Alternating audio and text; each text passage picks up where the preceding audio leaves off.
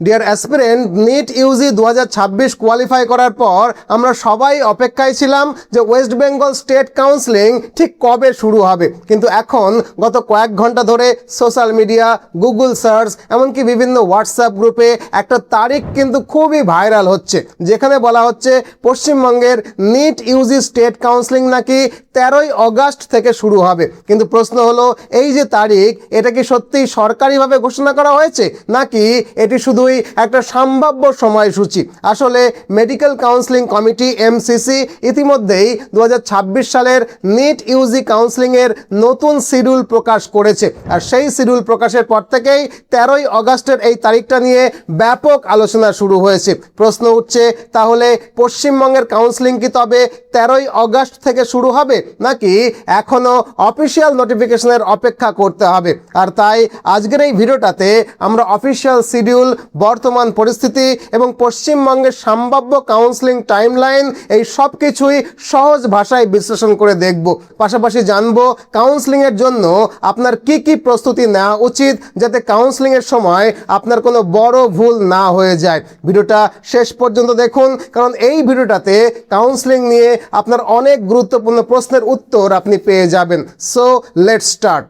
দেখুন, বর্তমানে গুগলে West Bengal NEET UG counselling 2026 লিখে সার্চ করলেই অনেকেই দেখতে পাচ্ছেন যে প্রথম রাউন্ডের কাউন্সিলিং 13ই অগাস্ট থেকে 22শে অগাস্ট পর্যন্ত হতে পারে। শুধু গুগল সার্চই নয়, বিভিন্ন শিক্ষা সংক্রান্ত ওয়েবসাইট এবং পোর্টালেও কিন্তু এই একই সময়সূচি দেখাচ্ছে।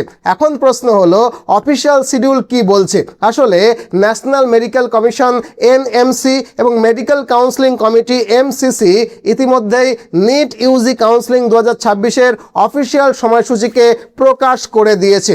সেই শিডিউল অনুযায়ী all India quota, AIQ, deemed university এবং সেন্ট্রাল ইউনিভার্সিটি কাউন্সিলিংয়ের নির্ধারিত টাইমলাইন হলো রাউন্ড 1 4 অগাস্ট থেকে 17ই অগাস্ট 2026 পর্যন্ত হবে। জয়েনিংয়ের শেষ তারিখ হবে 22শে অগাস্ট 2026।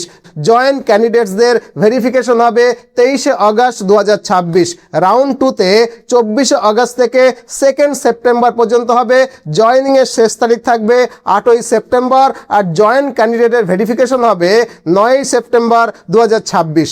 রাউন্ড 3 10 সেপ্টেম্বর থেকে 18ই সেপ্টেম্বর।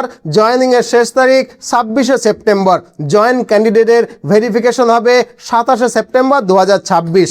স্ট্রে ভ্যাকান্সি রাউন্ড 28শে সেপ্টেম্বর থেকে 3রা অক্টোবর 2026। জয়েনিংয়ের শেষ তারিখ 10ই অক্টোবর 2026। আর স্ট্রে ভ্যাকান্সিতে অ্যালোটেড ক্যান্ডিডেটদের ডেটা এমসিসি শেয়ার করবে 3 অক্টোবর 2026-এ। আর নিট ইউজি 2026-এর একাডেমিক সেশন শুরু হবে 8 সেপ্টেম্বর 2026 থেকে। আশা করি এই অবধি আপনারা বুঝলেন। অর্থাৎ এমসিসির প্রকাশিত অফিসিয়াল শিডিউল অনুযায়ী অল ইন্ডিয়া কাউন্সিলিংয়ের সম্পূর্ণ টাইমলাইন ইতিমধ্যেই নির্ধারিত করা হয়েছে, মানে শিডিউল ফাইনাল হয়ে গেছে। এখন প্রশ্ন হলো, এই শিডিউল অনুযায়ী রাজ্য কাউন্সিলিং অর্থাৎ ওয়েস্ট বেঙ্গল স্টেট কাউন্সিলিংয়ের সম্ভাব্য সময়সূচি কি? চলুন এবার সেটাই দেখে নেওয়া যাক। দেখুন, এমসিসি শিডিউল অনুযায়ী এক্সপেক্টেড স্টেট কাউন্সিলিং মানে রাজ্য কাউন্সিলিংয়ের সম্ভাব্য টাইমলাইন হলো রাউন্ড 1 13 অগাস্ট থেকে 22শে অগাস্ট। জয়েনিংয়ের শেষ তারিখ 28শে অগাস্ট।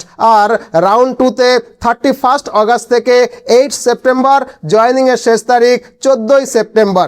রাউন্ড 3তে 16 সেপ্টেম্বর থেকে 26 সেপ্টেম্বর। জয়েনিংয়ের শেষ তারিখ 1 অক্টোবর।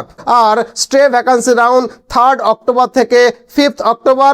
জয়েনিংয়ের শেষ তারিখ 10ই অক্টোবর 2026। অর্থাৎ এমসিসির প্রকাশিত অফিসিয়াল টাইমলাইন অনুযায়ী সমস্ত রাজ্যকেই এই নির্ধারিত সময়সীমার মধ্যেই তাদের নিট ইউজি স্টেট কাউন্সিলিংকে সম্পূর্ণ করতে হবে। আশা করি এই অবধি আপনারা বুঝলেন। এখন যদি জিজ্ঞেস করেন যে পশ্চিমবঙ্গ কি ইতিমধ্যেই তাদের নিজস্ব অফিসিয়াল কাউন্সিলিংয়ের নোটিফিকেশনসকে প্রকাশ করেছে, এর উত্তর হলো না।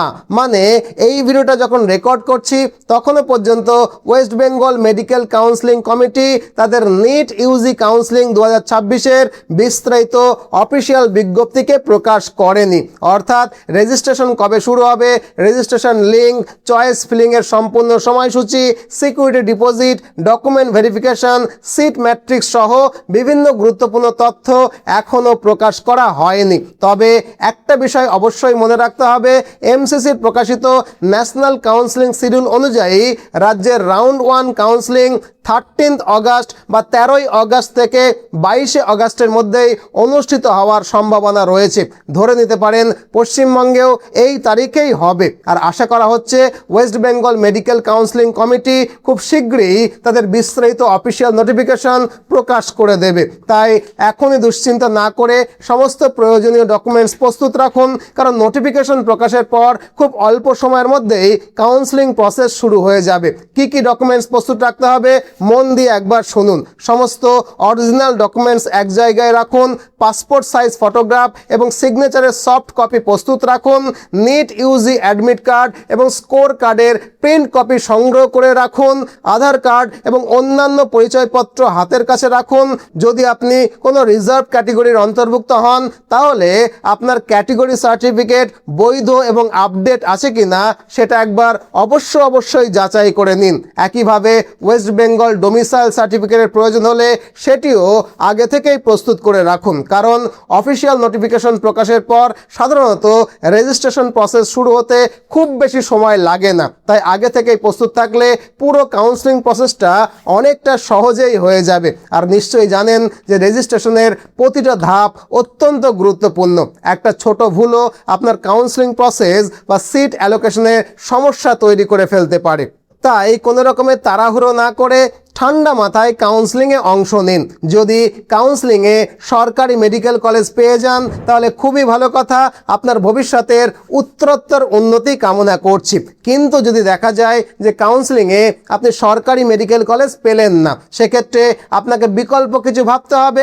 যদি মনে করেন যে ড্রপ দিয়ে বছর নষ্ট করবেন না, এবছরই এমবিবিএসে অ্যাডমিশন নেবেন, সেক্ষেত্রে আপনার হাতে কিন্তু দুটো অপশন থাকে।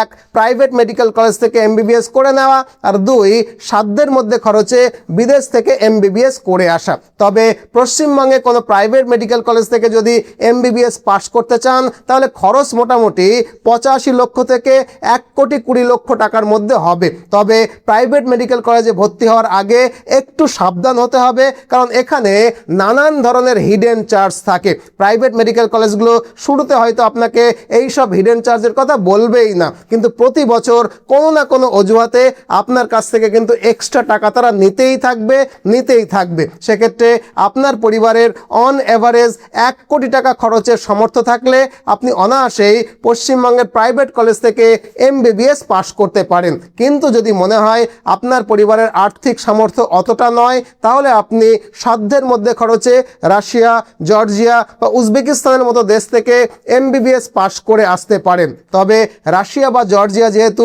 ইউরোপের দেশ, তাই এখানে খরচ মোটামুটি 50 থেকে 60 লক্ষ টাকা ধরে নিয়ে চলতে হবে। আর যদি উজবেকিস্তান থেকে এমবিবিএস করতে চান তাহলে মোটামুটি 30 থেকে 32 লক্ষের মধ্যে 6 বছরের এমবিবিএস কোর্স কমপ্লিট হয়ে যাবে। আমাদের একটা প্রতিষ্ঠান রয়েছে মিশন এমবিবিএস কলকাতা। আমরা মূলত রাশিয়া, জর্জিয়া এবং উজবেকিস্তান এই 3টে দেশে কাজ করি। আর ব্যক্তিগতভাবে আমি এই 3টে দেশে একাধিকবার ভিজিট করেছি। সেক্ষেত্রে যদি আপনি আমার ব্যক্তিগত পছন্দের কথা বলেন তাহলে আমি বলবো উজবেকিস্তান। তবে এটা যে শুধুমাত্র আমার ব্যক্তিগত পছন্দ এরকমটা কিন্তু নয়। আপনারাও জানেন যে কিছু বছর আগে ভারতীয় ছাত্রছাত্রীদের এমবিবিএস ডেস্টিনেশন ছিল ইউক্রেন, কিন্তু ইউক্রেন যুদ্ধ শুরু হওয়ার পর সেই জায়গাটা নিয়ে নিয়েছে আজকের উজবেকিস্তান। 2021 থেকে এই প্রবণতা শুরু হয়েছে। আর এখন তো উজবেকিস্তান ভারতের ছাত্রদের কাছে বেস্ট এমবিবিএস ডেস্টিনেশন। পরিসংখ্যান অনুযায়ী 2021-22 সালে প্রায় 3000 জন ভারতীয় ছাত্রছাত্রী, 2023-24 সালে প্রায় 5733 জন ভারতীয় ছাত্রছাত্রী, 2024-25 সালে প্রায় 11,670 জনের বেশি, আর 2025-26 প্রায় 16,560 জন ভারতীয় ছাত্রছাত্রী উজবেকিস্তানে এমবিবিএস করতে গেছেন। বর্তমানে ভারতীয় এম্বাসি রিপোর্ট অনুযায়ী উজবেকিস্তানে মেডিকেল স্টুডেন্টের আনুমানিক সংখ্যা 17,000-এরও বেশি। অর্থাৎ গত কয়েক বছরে উজবেকিস্তান উজবেকিস্তান ভারতীয় ছাত্রছাত্রীদের কাছে এমবিবিএস অ্যাব্রডের একটা জনপ্রিয় গন্তব্য হয়ে উঠেছে। তাই আপনি যদি উজবেকিস্তানে এমবিবিএস করার কথা ভাবেন তাহলে আমরা আপনাকে সর্বতোভাবে সহায়তা করতে পারবো। উজবেকিস্তানে মোটামুটি 3-4টে সরকারি মেডিকেল কলেজ রয়েছে যেগুলো তুলনায় অনেকখানি ভালো। তবে যদি আপনি আমার কথা শোনেন, আমার ব্যক্তিগত অভিজ্ঞতা অনুযায়ী আন্দিজান স্টেট মেডিকেল ইনস্টিটিউট হলো উজবেকিস্তানের সেরা মেডিকেল কলেজগুলোর মধ্যে অন্যতম ভালো একটা ইনস্টিটিউট। কারণ প্রথমত Andijan state medical university is the largest medical university and research centre in Uzbekistan. দ্বিতীয়ত হুল স্টেট ইউনিভার্সিটির ওয়ার্ল্ড ডিরেক্টরি চেক করলে আন্দিজান স্টেট মেডিকেল ইউনিভার্সিটির র্যাঙ্ক 2nd পজিশনে আসে, তাই এখানে ওয়ার্ল্ড ক্লাস ইনফ্রাস্ট্রাকচার পাবেন। তৃতীয়ত এই মেডিকেল বিশ্ববিদ্যালয় ভারতের এনএমসি রুলকে হুবহু ফলো করে। চতুর্থত বর্তমানে এই বিশ্ববিদ্যালয়ে 2000-এরও বেশি ভারতীয় ছাত্রছাত্রী অলরেডি পড়াশোনা করছে, তাই সেখানে অলরেডি ইন্ডিয়ান স্টুডেন্টদের একটা বড় কমিউনিটি তৈরি হয়ে রয়েছে। ফলে একদিকে যেমন সিনিয়রদের সাহায্য পাওয়া যায়, অন্যদিকে এখানকার হোস্টেলগুলোতে ইন্ডিয়ান ফুডও অ্যাভেলেবেল। ফটোতে দেখতে পাচ্ছেন এগুলো সবই আন্দিজানের হোস্টেলের ভারতীয় ফুড, মানে খাওয়া দাওয়া নিয়ে এখানে কোনো সমস্যাই নেই। পঞ্চমত উজবেকিস্তানের আন্দিজানের আবহাওয়া তুলনামূলকভাবে অনেকটা আরামদায়ক এবং রাশিয়ার মতো অতটা তীব্র ঠান্ডা এখানে নয়, তাই ভারতীয় শিক্ষার্থীদের জন্য পরিবেশের সঙ্গে মানিয়ে নেওয়াটাও অনেকখানি সহজ। ষষ্ঠত উজবেকিস্তান দেশটা ভারতের খুব কাছাকাছি, মোটামুটি 3 ঘন্টার ফ্লাইটের দূরত্ব, আর বিমান ভাড়া মোটামুটি 10,000 টাকার মধ্যে। সপ্তমত এবং সবচেয়ে important, Andijan state medical institute উজবেকিস্তানের একটা সরকারি মেডিকেল কলেজ, যেখানে tuition fees, hostel, food, insurance এবং অন্যান্য দৈনন্দিন খরচ মিলিয়ে সম্পূর্ণ এমবিবিএস কোর্স শেষ করতে মোট বাজেট আনুমানিক 30 থেকে 32 লক্ষ টাকার মধ্যে হয়ে যায়। মধ্যবিত্ত বাঙালির পক্ষে এমন কিছু বেশি বাজেট এটা নয়, আর এটা যে একবারে দিতে হবে এমনটাও কিন্তু নয়, আপনি চাইলে ইনস্টলমেন্টেও দিতে পারেন। তবে এরপরেও যদি বাজেট নিয়ে কোনো সমস্যা হয়, খুব সহজেই এডুকেশন লোন পেয়ে যাবেন। আর লোন পাওয়া নিয়ে যদি কোনো অসুবিধা হয়, আমাদেরকে এই ফোন নম্বরে ফোন করে নিতে পারেন, আমরা নিশ্চয়ই আপনাকে সহায়তা করব। তবে সবশেষে আপনাদেরকে জানিয়ে রাখি, আমাদের প্রতিষ্ঠান মিশন এমবিবিএস কলকাতা হলো আন্দিজান স্টেট মেডিকেল ইনস্টিটিউটের অফিসিয়াল রিপ্রেজেন্টেটিভ।